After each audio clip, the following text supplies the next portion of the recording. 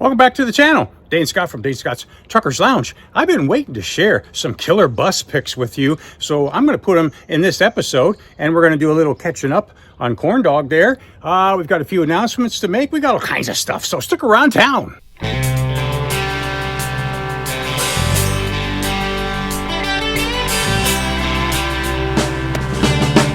Painted sky in a sunset scene, through the window of a GMC. White lines and lighted signs got me hypnotized. There's nothing like the feel of the road and the smell of the diesel smoke. Another 10 or 20 miles, I'll be pulling in this thing. So let's get this show on the road, shall we? 13 years just laying it down, driving my GMC.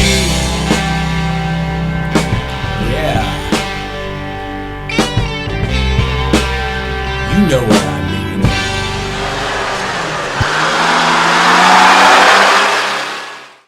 Welcome back.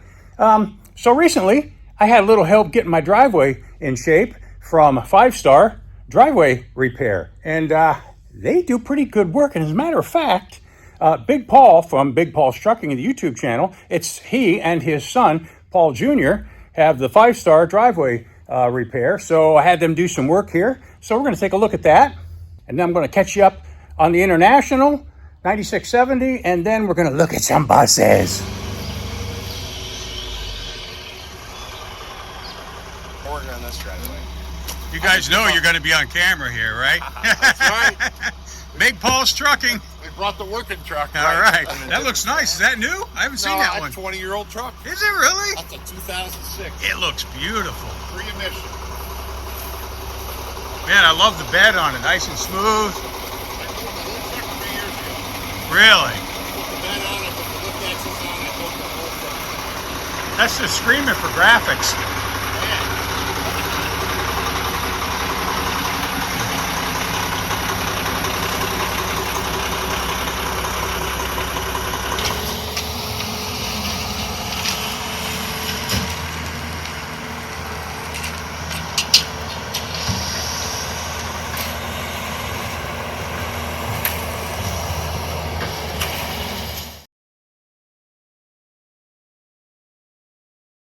So you guys recognize this guy, Corn Dog.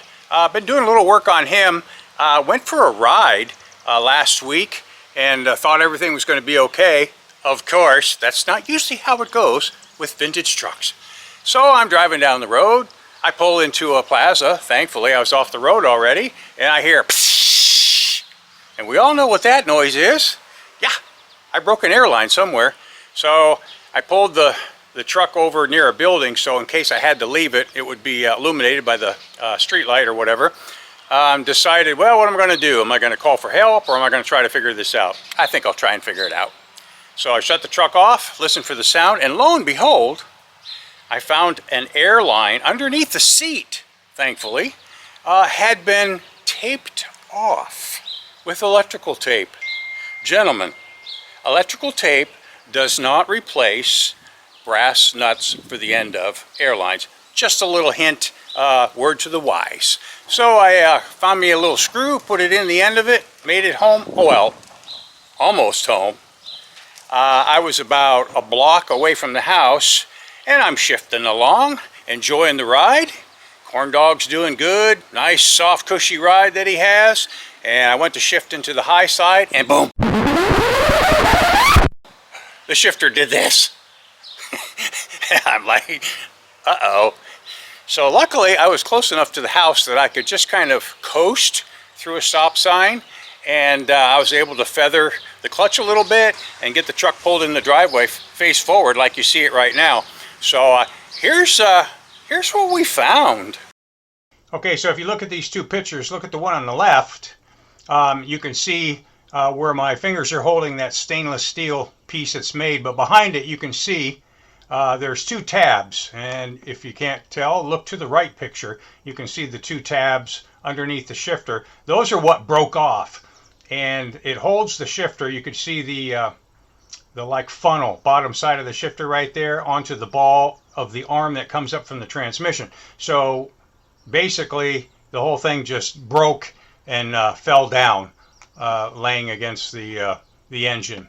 So that's what happened. And the piece that you see right there is the stainless steel piece that Herb Kelly's Welding and Fabrication made for me out of stainless steel, so there'll be no corrosion between that and the aluminum that he repaired. First he welded and repaired the tabs back on, and then put the stainless steel piece secondly, so we could bolt together and make sure that don't happen again.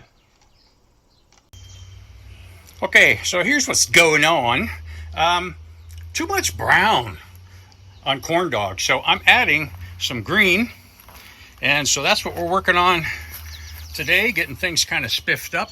But I'll show you in the interior what's going on there, because I'm also adding green there, and hopefully you can see it here. But that was not green, just recently got that. I did that one and that one last year, and also did the vents here, made them silver because there was just too much black in here. And of course we had to spruce up the old shifter plate because the shifter broke on me while I was driving it, and had to have some fabrication work done by Herb Kelly, who always treats me right and makes whatever I need. So we're getting that back up and running. And in the meantime, we also discovered that there was like 1 or 2 splices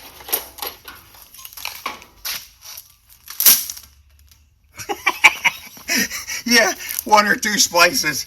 There's like 18 splices in the shifter lines, you know. It's like, no wonder I can't keep air in the truck.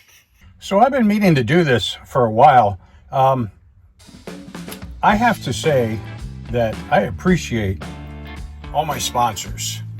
It's something in this day and age for a company, and all of them are for profit. Of course, they're a business. They need to make money. They're good, established businesses. But for them to take the gamble and to invest in so many of us social media guys and YouTube channels, especially 4 States. 4 States has a slew of us, and they're all size channels. You know, when we originally talked, I told them, I said, I'm a small channel and I really don't expect it's going to get real big. But they said, no, we want to jump on board and help you, and we think we can help you grow. And I know they've since picked up even smaller channels, and it's just a good thing because it shows you guys that you're dealing with quality companies, real businesses with real people that care about all of us and you guys, and about the parts that you need. So a special shout out to especially Jeremy and Brian at 4 States Trucks. They're my 2 main guys, you know. Brian's one of the owners, and I believe his brother is as well.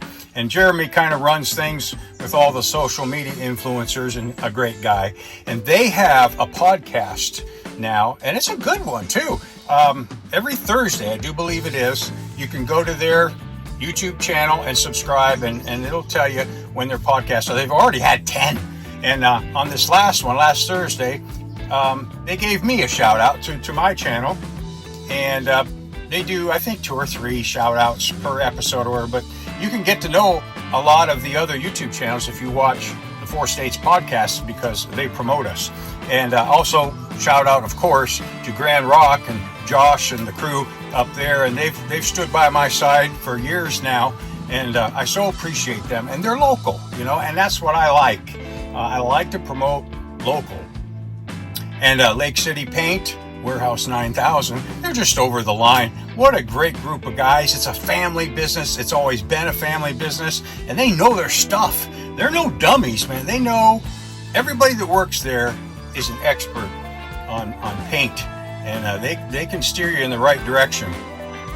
And of course, Hammer Down Coffee, Justin came on board and supplies the vintage blend Hammer Down Coffee.